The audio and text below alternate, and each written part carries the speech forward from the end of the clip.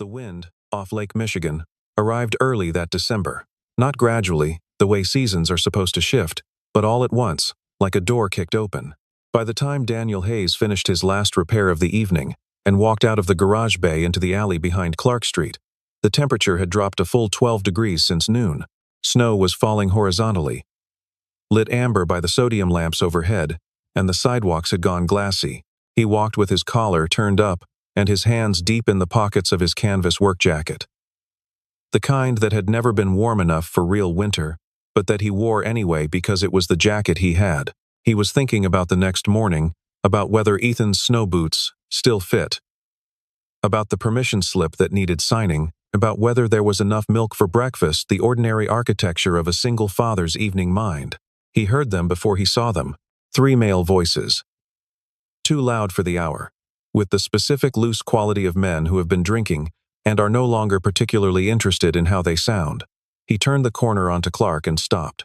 At the bus shelter 20 feet ahead, 3 men had arranged themselves in a half circle around a young woman pressed against the glass back panel. She was 20, maybe 22. She had a dark green backpack held tight against her chest with both arms. The way a person holds something they need to believe cannot be taken from them. Her face was composed, not frightened, exactly, but something more controlled than that. Watchful, calculating the geometry of the situation. One of the men reached toward the backpack strap. She turned slightly away. He reached again. Daniel had not made a conscious decision by the time he was walking toward them. That was the honest truth of it. There was no deliberation, no weighing of risk. His body simply moved in the direction that needed to be moved in. He stepped into the circle of light from the shelter and stood between the woman and the man who had been reaching for the strap. Not dramatically. Not with any particular posture of threat. He simply occupied the space. "She waiting for the 36?" he said. The man who had been reaching looked at him. He was a big man, not as tall as Daniel but thicker through the chest, with the particular overconfidence of someone who had rarely been told no. "Mind your business," the man said. "She is my business," Daniel said. "She's my cousin." He did not look at the woman when he said it. He kept his eyes on the man who had spoken, and the steadiness of his gaze did a specific kind of work. It was not aggressive. It was just completely, unmistakably certain, the look of a man who has already decided what he will do and is not anxious about it. The moment stretched. The second man muttered something to the first. The third was already looking down the street, reorienting toward a different evening. "Your loss," the first man said. Eventually, they moved on. Not quickly enough to look like they were retreating, but they moved. Daniel stood where he was until they had turned the corner. Then he turned and looked at the woman properly for the first time. She was pale, fine-boned, with dark circles under gray eyes that were now studying him with an expression that was neither grateful nor distrustful, more precisely. Measuring.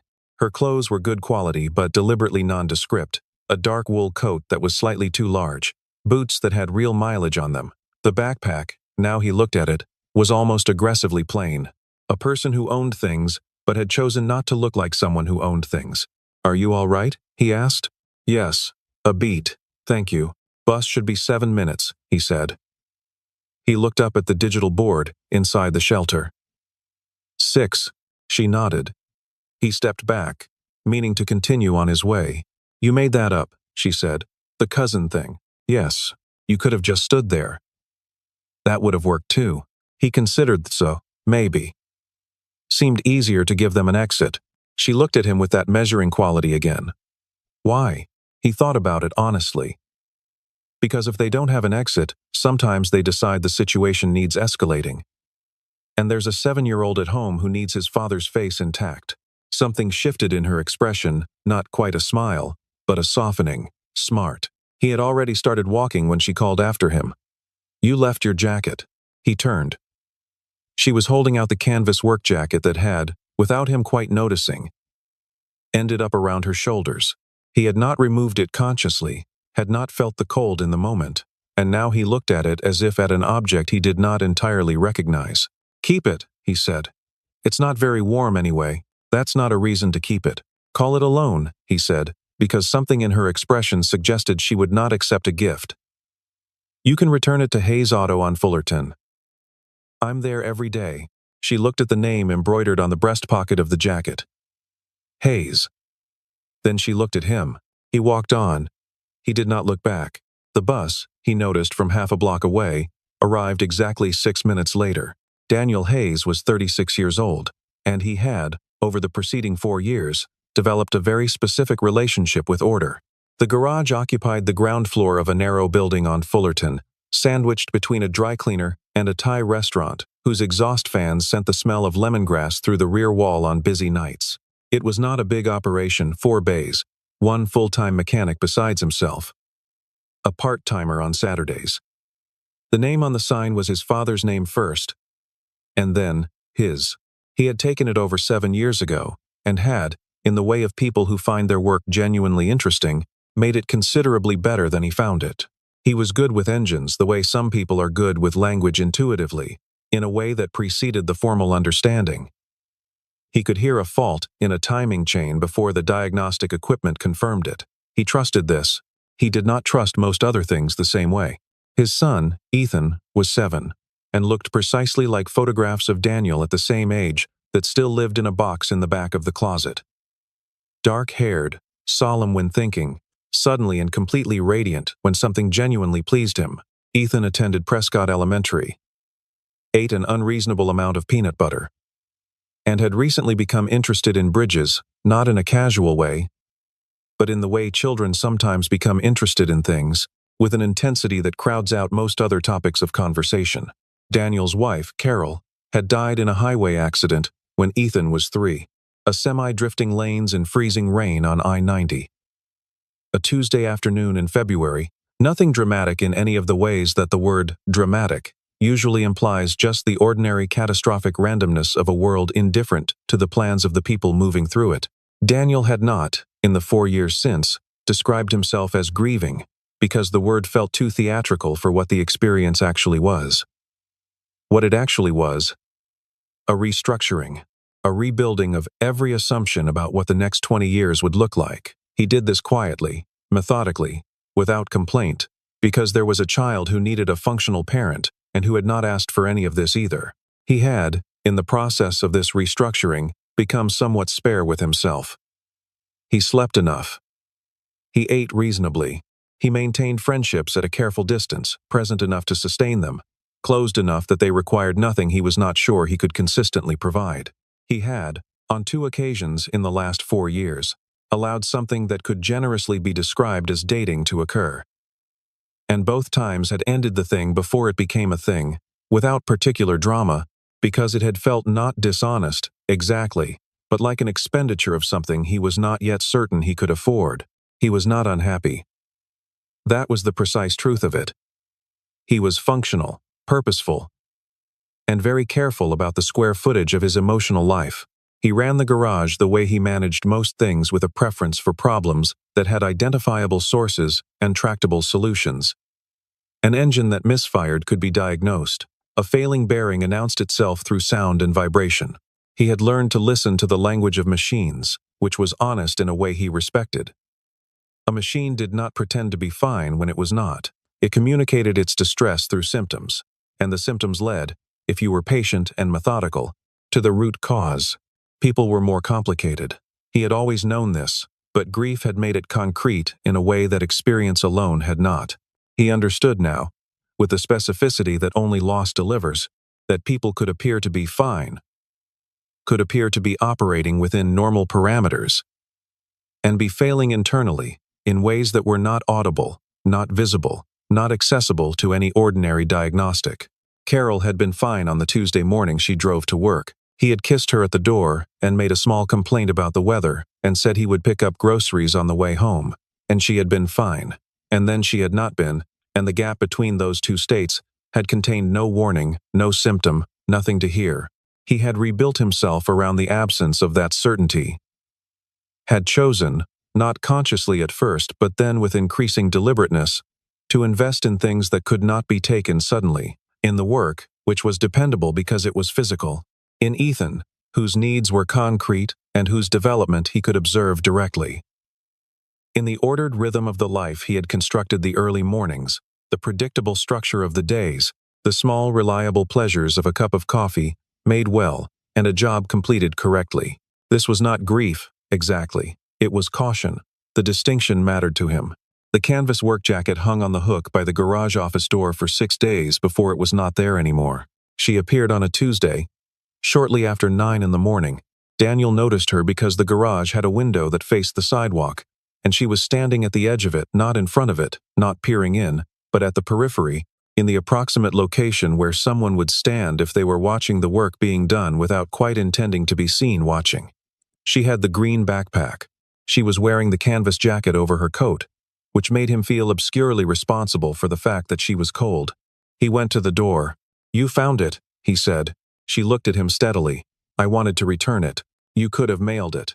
I don't know your mailing address." This was technically true.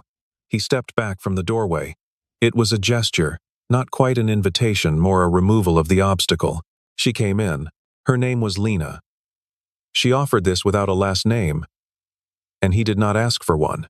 She looked at the garage the way people sometimes look at places where actual work gets done, with the attentive interest of someone who is genuinely watching a process rather than waiting for it to conclude. She watched Carl, his full-time mechanic, run a compression test on a 2019 Civic, with the focused patience of someone who was learning rather than enduring. Daniel handed her a mug of coffee from the machine in the office. She took it with both hands. "You work here alone?" she asked. "Carl," he said, inclining his head toward the bay, "and Tommy on Saturdays." She nodded, drank the coffee, looked at the car on the lift. "The timing?" she asked. He looked at her. "Compression first. Could be valves. How do you tell the difference in the sound?" It was not the question he expected. He answered it honestly, the way he would answer Ethan, with the actual explanation rather than a simplified version of it. She listened in the same way Ethan listened, entirely, without performing understanding she did not have. She left after an hour, the jacket still in her hands. At the door she stopped and seemed to make a small decision. "Can I come back?" she asked. He thought about this for a moment that was slightly longer than it needed to be. "Doors open at 7, he said. She came back on Thursday, and the Friday after that, and then with increasing regularity, until her presence before noon became unremarkable to Carl, who was a man of few curiosities, and had adopted a policy of neither commenting on her nor ignoring her, a social middle distance that suited everyone. She swept the shop floor without being asked. She organized the parts shelving with a systematic precision that Daniel recognized as the work of someone who understood categorization at a level beyond the obvious. She did not explain herself or narrate her actions. She was simply present, useful, quiet, and he could not have explained precisely when he began to notice this watching him, with a quality of attention that was not intrusive, but that was unmistakably there. He found this, against his expectations, not discomfiting. Ethan met Lena on a Wednesday afternoon in the 3rd week of December, when school let out at 2:30, and Daniel had not yet arranged cover for the late slot. And so Ethan came to the garage after school, as he sometimes did, with his backpack and his bridge diagrams and the particular gravity of a child who knows he is expected to behave. Lena was reorganizing a section of the wire rack when Ethan came through the door. He stopped and looked at her with the frank appraisal that children deploy before adults have socialized it out of them. "Who are you?" he asked. "Lena," she said. "Do you work here?" She considered this. "I help out. Carl says you're better at organizing than he is." "Carl is very good at engines," Lena said, which Daniel recognized as a precise and diplomatic answer. True in its entirety, sidesteps the implied comparison entirely. Ethan went to his regular corner, the fold-out chair beside the small desk Daniel kept for paperwork, and produced a sheet of graph paper covered in pencil drawings. He studied these for a moment, and then, in what Daniel had learned to recognize as his son's version of an olive branch, held the sheet toward Lena. "Do you know what kind of bridge this is?" Lena crossed the garage floor, crouched to his eye level, and looked at the drawing. "Suspension," she said. "The main cables go from the anchor points on either side to the top of the towers, and the vertical ones, the suspenders hang from those to hold the deck." Ethan stared at her. "Most people say it's just a bridge. Most people aren't looking at it properly. How do you know about bridges?" "I know a little about a lot of things," Lena said. "How do you know about bridges?" "I looked them up," Ethan said simply. "Daniel, pretending to review an invoice at the workbench, watched his son ask Lena whether the Mackinac Bridge could handle an earthquake, and watched Lena engage with this question with the same quality of attention she brought to everything complete, unhurried, without condescension. She did not simplify her answers, but she modulated the vocabulary. She treated the question as a real question. When they left that evening, Ethan walked the first block in silence, his thinking silence, not his unhappy one. "She's smart," he said finally. "Yes," Daniel said. "Is she going to keep coming?" "I don't know." Ethan nodded. "Then, I hope she does." Daniel did not answer. But he did not disagree. The snow came again in the second week of January, heavy and determined, and the garage was busy with winter damage, salt corrosion, a cracked engine block, 2 sets of snow tires that had not been put on early enough and now had their consequences. Daniel worked through the backlog methodically, and Lena, increasingly without ceremony, worked alongside him. It was during the cracked block job, a 2017 pickup, that had been brought in with an overheating complaint and revealed, upon disassembly, a fault line in the coolant jacket that should have been caught in the factory pressure test, that Daniel first registered something more than competence. He had the block on the bench and was explaining to Carl the path of the fracture when Lena, who had been standing slightly behind them, said, "It's not the fracture that's the primary problem." Both men looked at her. "The fracture is the symptom," she said. She pointed, not gesturing vaguely, but indicating a specific point on the block's upper face with the end of a steel rule. "The metal fatigue started here. The coolant channel geometry creates a stress concentration at that corner under thermal cycling. If you just weld the fracture, you'll see another one within 2 seasons. Probably along this axis." She traced a line with the rule. "The underlying issue is that the channel wall at that point is below spec, probably a casting defect that passed QC, because it was within tolerance individually but interacts badly with the adjacent geometry." Carl looked at Daniel. Daniel looked at the block. She was right. He had not seen it because he had been focused on the fracture, the visible failure, rather than the conditions that had produced it. It was the kind of observation that required not just knowledge of the subject but a particular quality of analytical attention.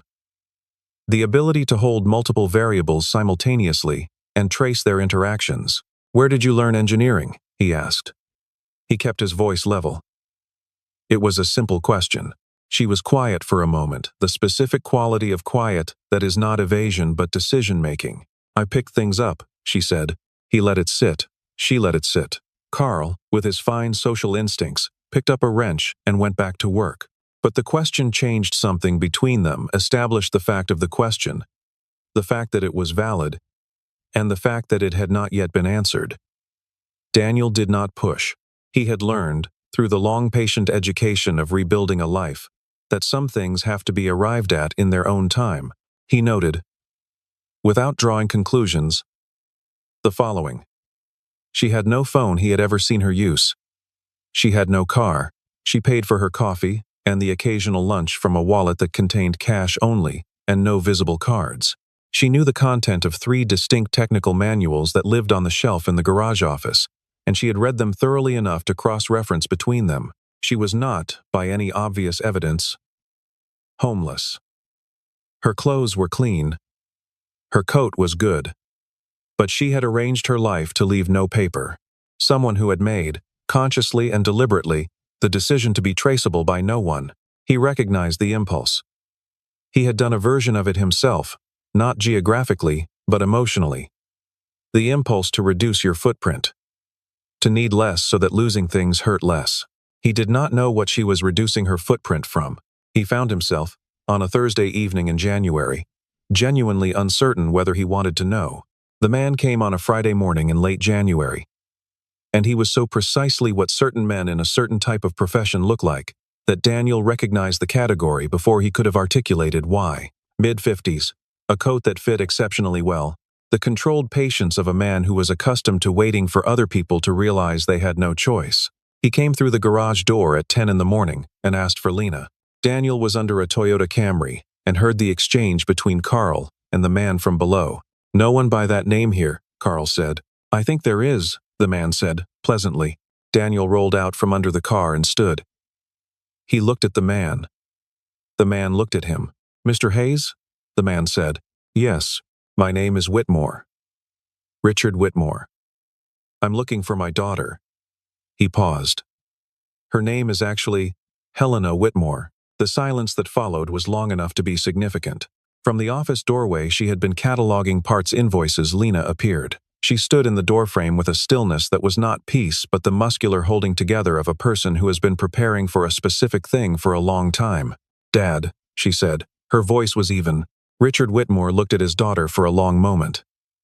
He was not. And Daniel watched this, carefully angry. He was something more complicated than that. Exhausted, perhaps, relieved in a way that had not yet found its expression. Come home, Helena, he said. No, I've given you 3 months. I didn't ask for 3 months. I asked to be left alone.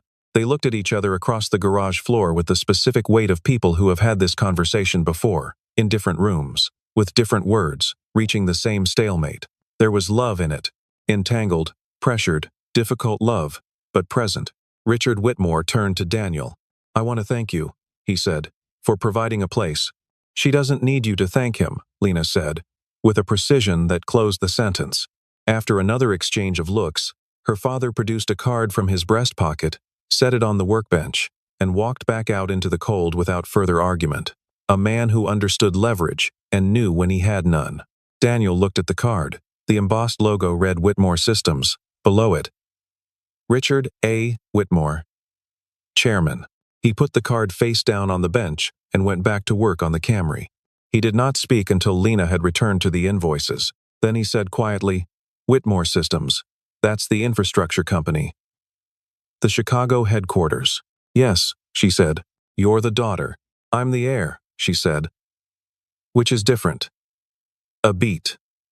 Which is the whole problem. He did not say anything. He slid back under the Camry. The silence that settled over the garage was complicated.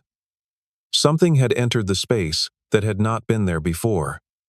Not deception, he had never asked her about herself, in ways she had evaded.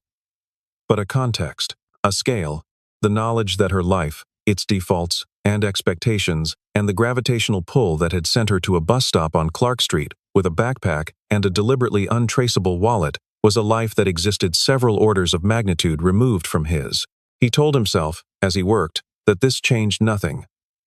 That she had been useful, present, honest about the things that actually mattered between people.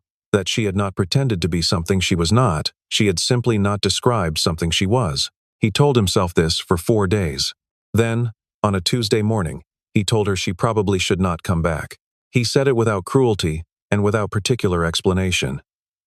He said, I think we both know this doesn't make sense.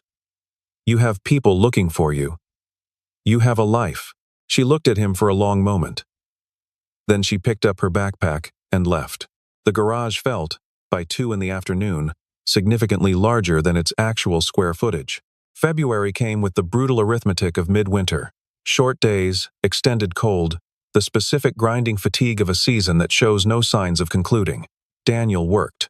He made Ethan's lunches and helped with the bridge project that had now expanded into a scale model of the George Washington Bridge, made from balsa wood and a concentrated force of will. He called his mother on Sunday evenings. He did these things correctly, efficiently, and without particular feeling. Carl asked him once, obliquely, in the way Carl asked everything, the girl coming back? No, Daniel said. Carl nodded. He did not ask again. Ethan asked more directly.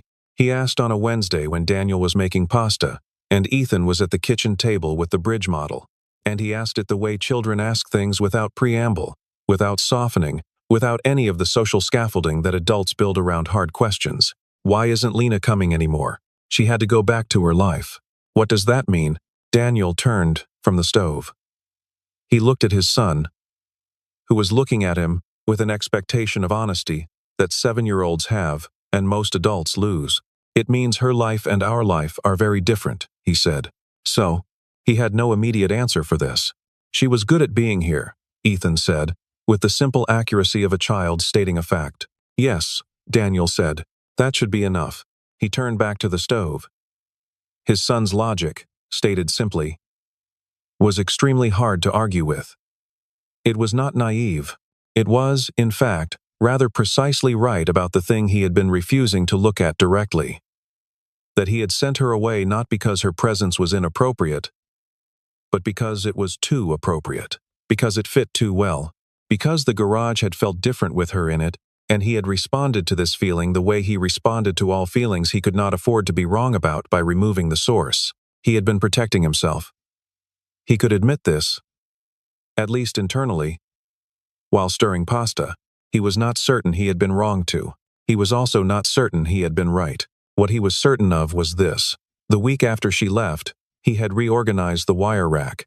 Not because it needed reorganizing, she had left it in better order than it had ever been, but because the act of rearranging gave his hands something to do that was not the act of reaching for his phone to call a number he did not have. He had reorganized the rack and then stood back and looked at it, and the honest assessment was that it was worse than before he had started, and he had put it back the way she had left it. He did not mention this to Carl. Carl had the tact to not mention it either. The month had the grinding quality of something that was supposed to be over and was not. He went through the motions of the ordinary with the specific care of a man who knows the ordinary is all that is keeping him from something less manageable. He made the lunches and signed the forms and paid the invoices and returned the calls and was, by every external measure, fine. Ethan watched him the way Ethan watched things quietly, from the side, storing the observations for later use. The call came from Prescott Elementary on a Thursday in mid-February. Not a serious call. Ethan was not hurt. Had not been hurt, but the kind of call that required a parent to come in, and Daniel arrived at the school at 3:15 to find his son sitting outside the principal's office, with a closed, carefully neutral expression that Daniel recognized as the face Ethan wore when he was managing something he did not have language for yet. The situation, reconstructed from the principal's account and Ethan's careful, one-sentence contributions. A group of older boys had been targeting Ethan's bridge model during lunch for 2 weeks, making comments that had escalated from mockery to deliberate interference. That day, one of them had broken a section of the suspension cable. Ethan had not reacted. He had picked up the pieces, put them in his bag, and gone back to class, and said nothing to anyone until the teacher asked him directly why he was quiet. In the car, Daniel tried. He tried the reasonable father approaches. That it said nothing about Ethan, that they would fix the model, that these things passed. Ethan listened politely and stared at the windshield with the face of a person who has been given the correct words for the wrong problem. That night, after dinner, Daniel sat beside his son on the couch and said, "Tell me what you actually want me to say." Ethan was quiet for a while. "I want to know how you made them leave," he said. "At the bus stop. The men. You just stood there, and they left. How do you do that?" Daniel looked at his hands for a moment. "I wasn't sure they would," he said. "I just decided that if they didn't, I was willing to deal with what happened next. The certainty about that, I think people can see it." "I'm not sure about what happens next," Ethan said. "No," Daniel said. "You're 7. This almost made Ethan smile. "I think," Daniel said slowly, "that you don't need to be certain about what happens next. You need to be certain about what you value. The bridge matters to you. That's not embarrassing. That's just true." Ethan thought about this. "She said something like that," he said. "Lena. She said the question isn't whether people make fun of things you care about. The question is whether you let that change what you care about." Daniel looked at his son. "When did she say that?" "When you were under the Camry. She was teaching me about bridge load calculations, and I told her some kids at school thought it was weird." Ethan paused.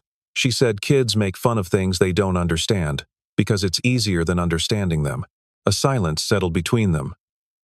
Outside, snow was starting again. Light and purposeful. "Do you miss her?" Daniel asked. Ethan considered this with his usual care. "Yes," he said. "Do you?"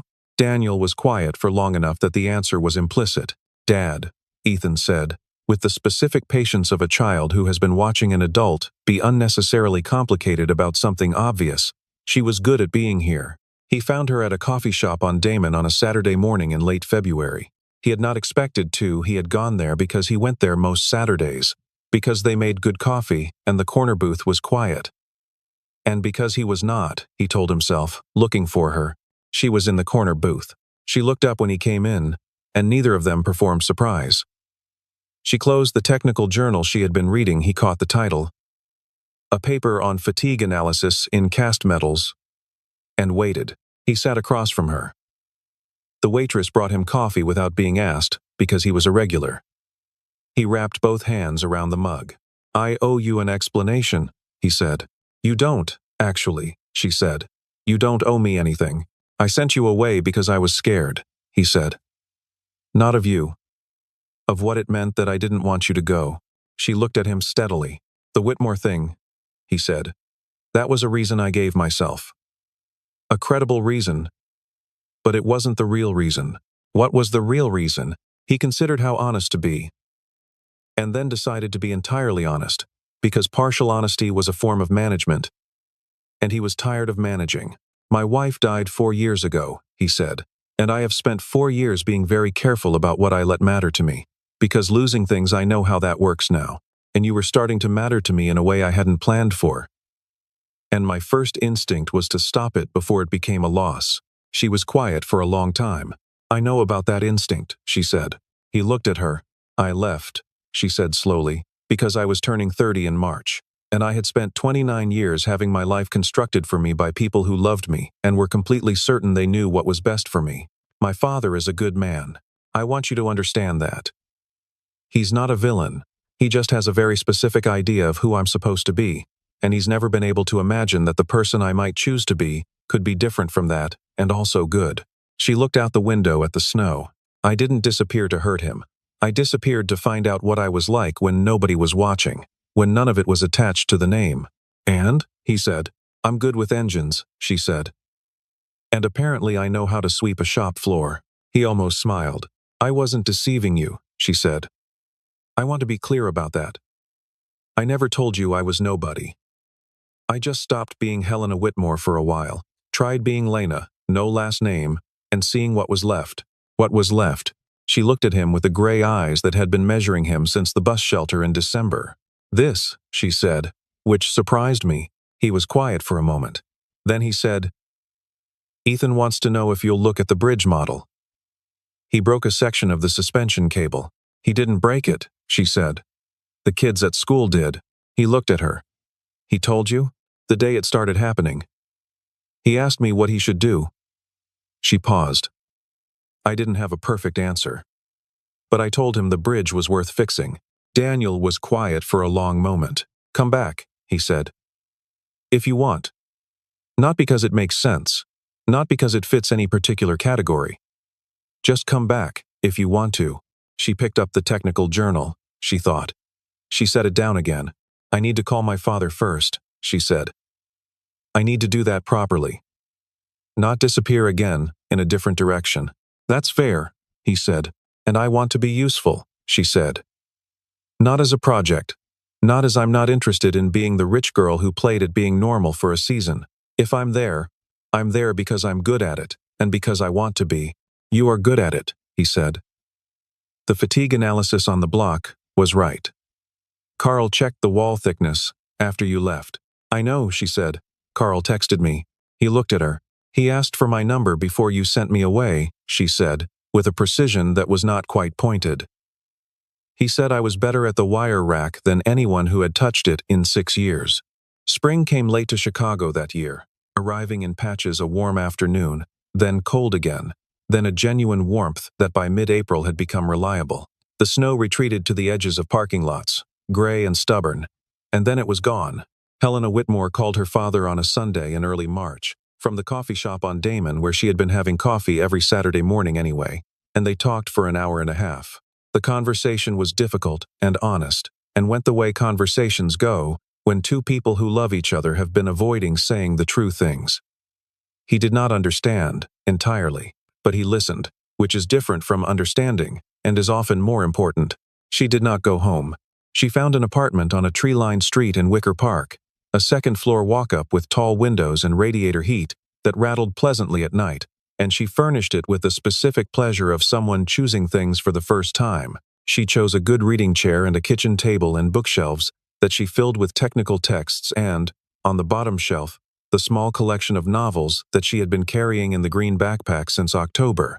She came back to the garage, She came back in a specific way, not as a fixture, not as someone with a claim, but as someone who showed up because showing up was what she had decided to do. She worked on the Tuesdays and Thursdays and Saturday mornings that she had established as her pattern. And she did the work that needed doing, and she and Daniel rebuilt the uncomplicated ease of working alongside someone whose competence you trust. It was slow. That was the honest thing about it, the thing worth saying. It did not snap back to what it had been before, or leap forward to something it had not yet become. It accumulated. The way trust accumulates. In small increments. Mostly unremarked upon. Until one day you realize you are somewhere different from where you were. She and Ethan finished the George Washington Bridge model over 2 consecutive Saturday afternoons in April, working at the kitchen table with balsa strips and specialized glue and a set of instructions that Lena had printed from an engineering site and annotated in the margins. The finished model was displayed on the shelf in Ethan's room beside his lamp.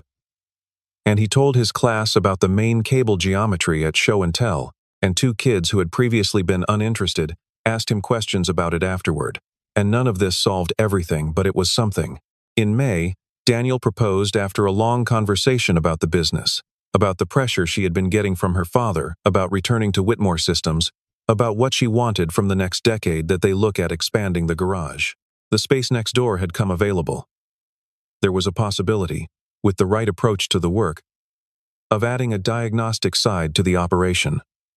Taking on fleet contracts, building something with enough scale to be genuinely stable rather than merely survivable. Lena sat across from him at the workbench where they had been having this conversation, surrounded by invoices and coffee cups and the particular organized clutter of a working space, and she thought about it the way she thought about everything. Thoroughly, without rushing toward the answer. Not Whitmore money, she said. I want to be clear about that. If we do this, we do it on what the business can support. Agreed, he said, and not Hayes Auto probably, if we're changing the scope. Something that says what it actually does. Fine, he said, and Carl has to be part of it. Real part. He already is, Daniel said. She looked at the garage at Carl, who was currently running a diagnostic on a company fleet van under the new lights they had installed in February. And at the repainted bays, and at the wire rack she had reorganized twice now, and which had stayed organized. At the window where she had stood in December with a borrowed canvas jacket, watching the work being done inside. All right, she said. The sign went up in June. Hayes and Whitmore Automotive. Ethan designed it, with input regarding the typography from Lena, who had opinions about this. Carl installed it on a Saturday morning with the quiet ceremony of a man who does not make speeches, but is pleased by things when they are done well. The installation took 40 minutes. Carl used a level 3 times on a sign that was, by the second check, demonstrably level. The third check was for his own satisfaction, which was a form of respect that Daniel recognized and appreciated. Ethan stood on the sidewalk and issued commentary. Lena made coffee and brought it out. And they stood on the sidewalk in the June morning sun and drank it while Carl made his adjustments. And none of it was dramatic. And all of it was good. The business had been changing before the sign went up. Lena had, in the 3 months since she came back, brought to the operational side of the garage the same quality of attention she brought to everything. She had looked at the service records for the preceding 2 years and identified 3 fleet operators in the neighborhood who had used multiple different shops for their vehicles, a pattern that suggested no particular loyalty, that also suggested, to her systematic mind, an opportunity. She had written a proposal, brought it to Daniel not as a directive but as a question, what do you think of this, and waited while he read it twice and thought about it carefully. The thinking had taken him 4 days. The answer had been yes. The first fleet contract was with a plumbing company on the northwest side. 12 vans, a quarterly service agreement, a rate that made the math work without requiring the garage to grow faster than it could manage. The second came through a referral from the first. The third was still being negotiated. It was not a transformation. It was a foundation, the difference between a business that survived the year and one that could start thinking about the year after. That evening, the 4 of them, Daniel, Lena, Ethan, and Carl, who had been persuaded against his nature to stay for an hour, stood in front of the garage and looked at the sign in the late June light. Carl said it looked level, which was his form of approval. Ethan said it needed more yellow, which it did not, but which was his form of ownership. Daniel looked at it and felt something he had not felt in a long time. The uncomplicated satisfaction of something built rather than merely maintained. They walked, afterward, down to the lakefront. The lake in late June was not warm, but it was not hostile, a metallic blue in the evening light, with the skyline behind them and the horizon ahead. Ethan ran along the edge of the path with the arms-out urgency of a child in motion, narrating something about cable tension to no one in particular. Lena walked beside Daniel, her hands in the pockets of a jacket that fit her, not the canvas work jacket, which had been retired to the closet with the kind of informal ceremony due to objects that have done their work. A different jacket. Her own. They walked without particular urgency, at the pace of people who have somewhere to be and are not in a hurry to be there, which is a pace that requires a specific kind of contentment to sustain. He knows the whole Verrazano Narrows cable specification, she said, watching Ethan. He knew it 2 months ago, Daniel said. I got the full recitation on the way to school. He's going to be an engineer, or a chef, Daniel said. He's been very interested in soufflés this week. She made a sound that was, unmistakably, a laugh, not the controlled near smile she had deployed in the early weeks, but something more unguarded, produced by the actual content of what he had said, rather than by any social obligation to respond to it. He had noticed this development over the preceding months, the way her laughter had become less strategic. He considered it one of the more meaningful pieces of evidence available. They walked to the end of the path and stood looking at the water for a moment.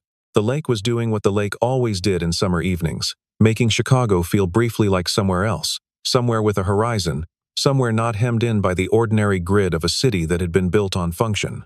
The water had a quality of depth and indifference that was, somehow, not hostile, just truthful. It did not care about any of it, and had been there long enough that this was not a comment. Your father called me, Daniel said. She looked at him. Last week. He got the number from somewhere, I assume Carl. Carl, she said, flatly, with the tone of someone filing away an item for future reference.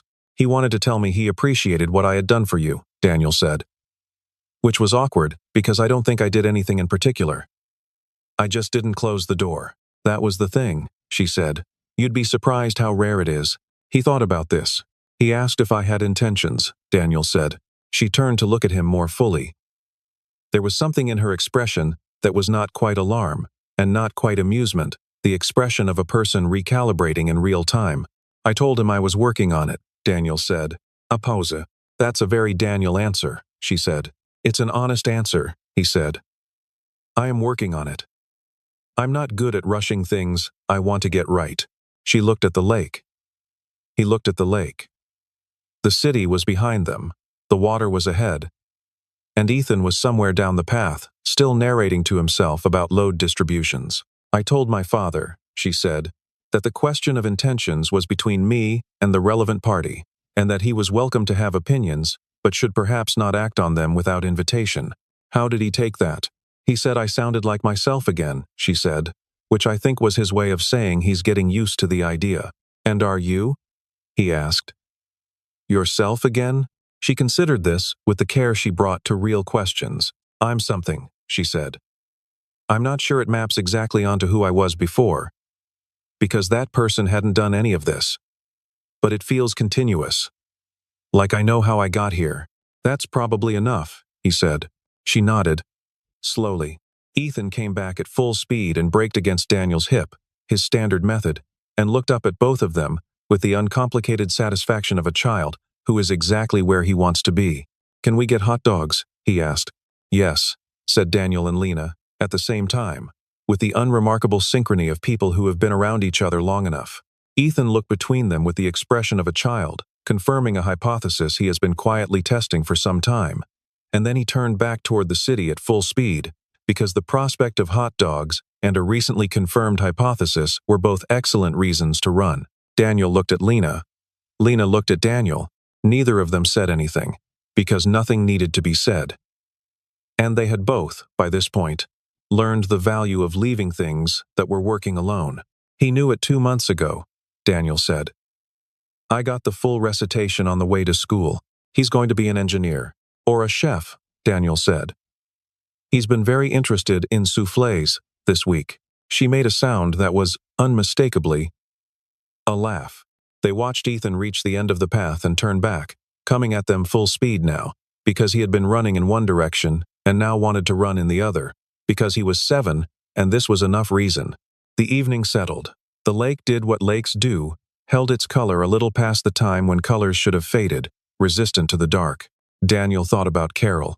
He did this still, and expected he always would not, with the rawness of the first years, but with the steady acknowledgement that absence does not diminish, that it simply changes its character over time, becomes something you carry differently. He thought she would have liked Lena.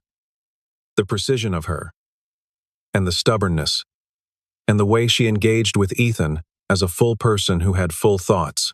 Carol had been precise and stubborn in her own ways, and the fact that these qualities showed up differently in different people did not make them less recognizable. He was not replacing anything. That was not what this was. He was building something. It was slow and particular, and not shaped like what he had imagined, and he allowed himself this glad. Ethan reached them at full speed and put both hands out against Daniel's waist to brake, which was his standard method of stopping. "Ethan," Lena said, in the tone she had developed for this, which was precisely the tone of someone who has been paying attention. "The main span of the Verrazano narrows. What's the load limit?" Ethan looked at her with the expression of someone offered a gift he had been hoping for. He told her, in detail, all the way back to the car.